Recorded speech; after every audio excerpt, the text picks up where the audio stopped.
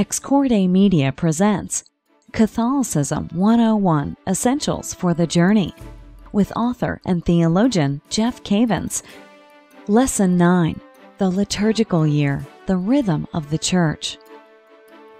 But as I said, the liturgical year immerses us in a way of life. This is one of the things that I so appreciated about the church and coming in, and I'll speak for my wife too, she so appreciated was that Christianity isn't just meeting together every week and reading and singing songs, but Christianity is being immersed from baptism, which we spoke about earlier, into a complete way of life. And God knew something about us when He put us into this wonderful family on earth, with the goal being the beatific vision, and that is that God knew that you would be very bad at time management. He knew that you would struggle with time management. He knew you would say things like, I don't have enough time. I can't get a hold of my life. I keep, intending to do this or intending to do that. I need some help in getting my life in order. And so the liturgical year is God's great big calendar self-help kit. It's God's way of helping you hit the mark, which is the glory of God, the beatific vision. And so the liturgical year is not boring. The liturgical year is not imposing on you something that is from without. The liturgical year is a tremendous gift to assist you in keeping God's calendar so that you can hit the goal in your life. Let's go through a little bit on the liturgical calendar and the logic of the calendar. Days.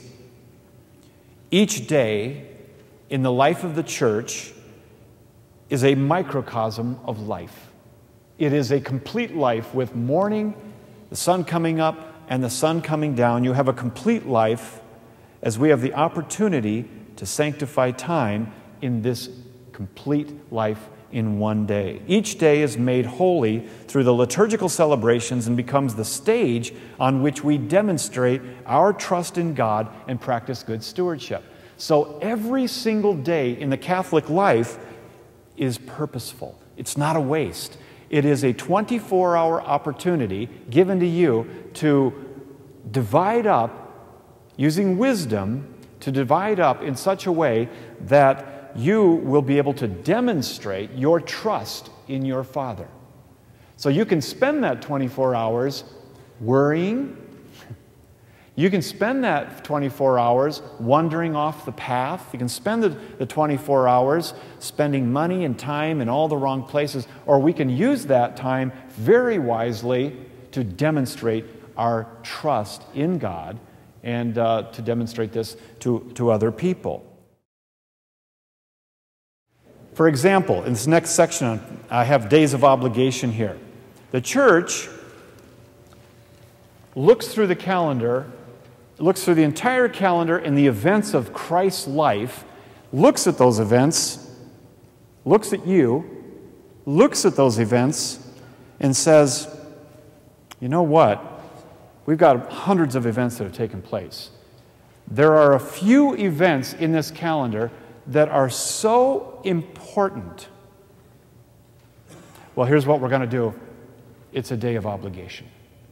You really need to be here. Because what happened here, you need it. You really need it.